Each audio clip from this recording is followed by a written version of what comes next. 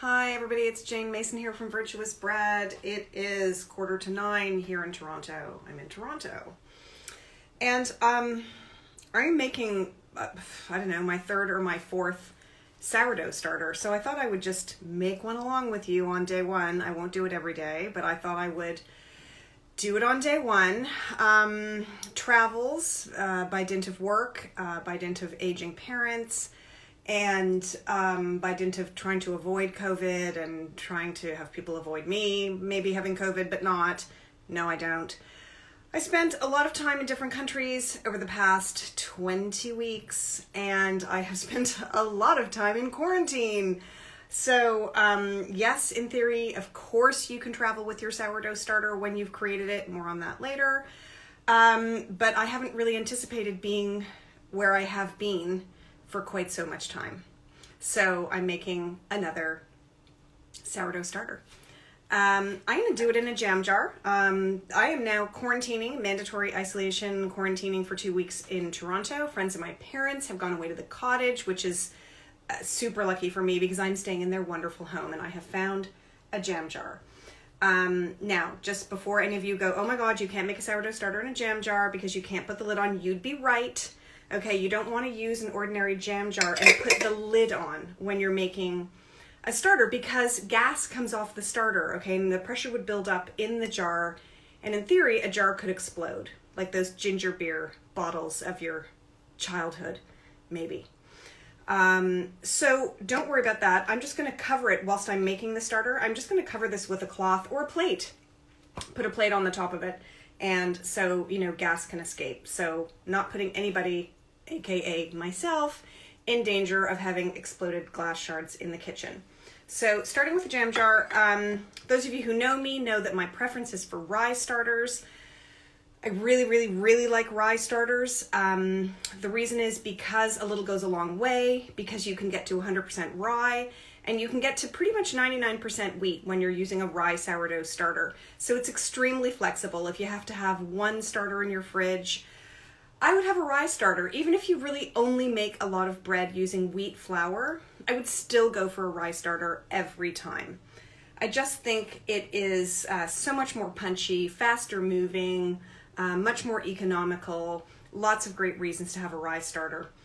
So I have my jam jar, I have my scale, which I'll show you in a second, I have my water, and I have my flour. Now this happens to be rather lovely flour from Oak Manor, which is a mill, a stone mill in southwestern Ontario, close to where my parents live, one of the very few stone mills that's still operating, and so we're lucky to be able to get flour from them. We can actually drive there and buy flour from them, which is also really fantastic.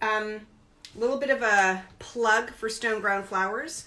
Stone ground flours are ground, the grain is ground for the whole flour, right? For whole meal flour, whether it's whole rye, which is also known as dark rye, whole wheat, whole spelt, whole whatever. Stone grinding grinds for whole meal grain. And then it sieves that to separate out the bran and the germ from the endosperm, which is the white flour. And the miller, him or herself, decides how they're going to sieve the flour to figure out the extraction rate of the bran and the germ. Whereas an industrial mill mills for white flour, so the bran and the germ are removed as one of the first couple of processes in the milling process, and then simply the endosperm is milled. So if you buy whole meal flour from an industrial miller, what happens is the bran and the germ are reintegrated at the end of the milling process, according to sort of the ratios of how they would have been in nature. But it's not all milled together. I'm not going to wax lyrical on this. I could actually go on for about 3 days. The benefits of whole meal flour, maybe I'll do that in another video to bore you rigid on why whole meal flour, why stone ground flour is better. I won't do it now. All I'm going to do now is find a spoon and start making my starter. As I said, with the wheat starter, a little goes a long way, so you don't need to make huge amounts. I can't believe it's really early and I haven't had enough coffee. With a rye starter, you do not need to make huge amounts. A little goes a long way. So I'm actually going to do 50 grams of flour, and I'm just going to measure that. I have my, let me show you here. There, can you see it? Yeah, okay, so my jam jar on my scale, and I'm going to put in 50 grams of flour, and I'm afraid for those of you who use cups and spoons, I cannot bake bread in cups and spoons. I can bake cake in cups and spoons, but not bread. Now, the other thing with rye, when you're making a rye starter, is you need twice the amount of water. So I've got 50 grams of flour in my jam jar. I'm going to zero the scale. Now I'm going to zero the scale. And I'm going to add 100 grams of water. There we go. And then I'm going to stir it up. Okay, it's in my jam jar.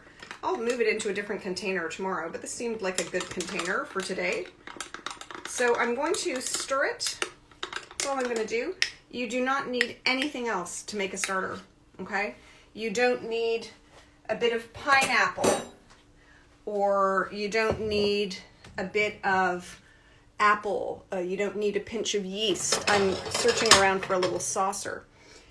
You don't need anything. You just need flour and water. I've put a saucer on it. I'm just going to pop this on the counter here, right behind me. And I'm going to leave it there for 24 hours. And this is day 1. Day 2, I'm going to do the same thing. I'm going to add 50 grams of rye flour and 100 grams of water. Day 3, I'm going to add 50 grams of rye flour and 100 grams of water. And day 4, I'm going to add 50 grams of rye flour and 100 grams of water. And on day 5, my starter will be ready to use. So I could put together some rye bread on day 5, and maybe I'll do that live, because actually it takes about 5 minutes to put together sourdough rye bread. And that's it. You do not need to throw half the starter away and just work with the rest of it. That would be a monumental waste of food. No woman in the history of time would have done that. I guess you know what that says about the people who recommend that you throw away half of your starter and keep making it. But I'm not going to go there. I'm just going to say no woman in the history of time would have wasted food. And you don't need to waste food either. So literally, you do not, please don't believe the nonsense, throw half of it away, do this, do that, or that. You do not need to do that whilst you're making your starter. What you do need to do is follow the process for 4 whole days, and your starter will be ready to use on day 5. If it's warm, you could see bubbles today. You could see bubbles on day 2 or day 3. You could see froth. It doesn't mean your starter is viable. It means you might be able to get a loaf of bread out of it, but it doesn't mean that it's viable, that you can put it to bed in the fridge and it will live forever and ever. Okay, so you really do want to follow the process for 4 whole days and bake on day 5. So I'm going to get together live with you on day 5 and put together some rye sourdough bread. So if you are inspired to come back in 5 days' time, do so, and we can make some rye sourdough bread together. Okay, have a great day.